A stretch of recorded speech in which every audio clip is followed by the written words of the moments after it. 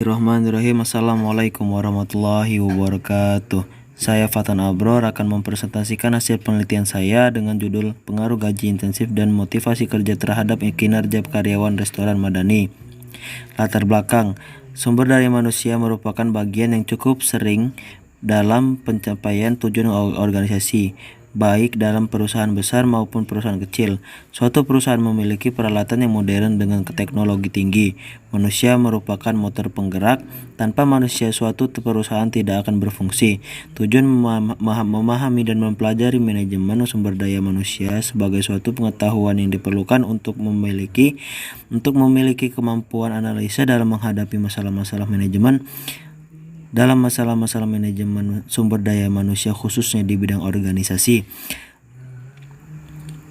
Tenaga kerja atau sumber daya manusia merupakan faktor yang mutlak diperlukan dalam suatu organisasi, baik pada instansi pemerintah, perusahaan-perusahaan atau usaha-usaha sosial untuk mendapatkan suatu balas jasa atau imbalan tertentu. Tenaga kerja dapat diartikan sebagai buruh, karyawan, pekerja, pegawai. Pada hakikatnya mempunyai maksud yang sama. Rumusan masalah: 1. Apakah gaji berpengaruh terhadap kinerja karyawan restoran Madani? 2.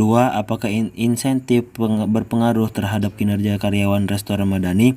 Dan terakhir, apakah motivasi kerja berpengaruh terhadap kinerja restoran Madani? Tujuan penelitian: 1. Untuk mengetahui pengaruh gaji berpengaruh terhadap kinerja karyawan restoran Madani. 2. Untuk mengetahui pengaruh insentif berpengaruh terhadap kinerja karyawan restoran Madani. Dan terakhir 3. Untuk mengetahui pengaruh gaji, insentif, dan motivasi kerja terhadap kinerja karyawan restoran Madani. Manfaat penelitian: 1. Bagi pihak perusahaan. Hasil penelitian ini diharapkan dapat memberikan masukan sebagai bahan pertimbangan berkaitan dengan pengaruh kompensasi, lingkungan kerja, dan motivasi kerja terhadap kinerja karyawan. 2. Bagi pihak akademis. Hasil penelitian ini diharapkan dapat digunakan sebagai bahan pembelajaran dan untuk dapat diaplikasikan di bidang manajemen, khususnya dalam manajemen sumber daya manusia, serta menambah perpustakaan dan melengkapi penelitian mengenai pengaruh kompensasi, lingkungan kerja, dan motivasi kerja terhadap kinerja karyawan yang sudah ada. Landasan teori: 1. Pengertian kinerja. Wilson mengatakan bahwa kinerja adalah suatu proses untuk mengidentifikasi, mengukur, dan mengevaluasi kinerja karyawan pada suatu periode tertentu. Menurut Sinambela, kinerja pegawai didefinisikan sebagai kemampuan pegawai dalam melakukan suatu keahlian tertentu. Negara mengatakan kinerja adalah hasil kerja secara kualitas dan kuantitas yang dicapai oleh seorang pegawai dalam melaksanakan tugasnya sesuai dengan tanggung jawab yang diberikan kepadanya. 2. Pengertian insentif. Berhasilnya pencapaian keuntungan suatu rencana strategis bisnis merupakan wujud dari eksistensi organisasi atau perusahaan sejenis. Eksistensi seperti itu sangat tergantung pada pembayaran upah atau gaji dan insentif lainnya yang sesuai atau layak dengan pekerjaan yang dilakukan oleh tenaga kerja lingkungannya, bukan pada pekerjaan yang diperintahkan untuk dikerjakannya. 3. Pengertian gaji. Gaji adalah salah satu hal penting bagi setiap karyawan bekerja dalam suatu perusahaan, karena dengan gaji yang diperoleh seseorang dapat memenuhi kebutuhan hidupnya. 4. Pengertian motivasi kerja. Menurut Maslow dalam buku Draft bahwa kebutuhan yang telah dipenuhi itu memberi motivasi karyawan dalam bekerja, seperti kebutuhan fisiologis, kebutuhan rasa nyaman, kebutuhan untuk diterima, kebutuhan aktualisasi diri.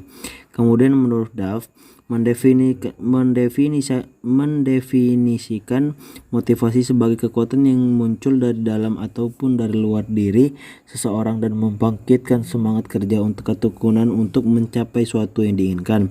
Menurut pengertian di atas, maka motivasi kerja menurut peneliti adalah hasrat dan pendorong karyawan dalam menyelesaikan tanggung jawabnya untuk mencapai tujuan perusahaan.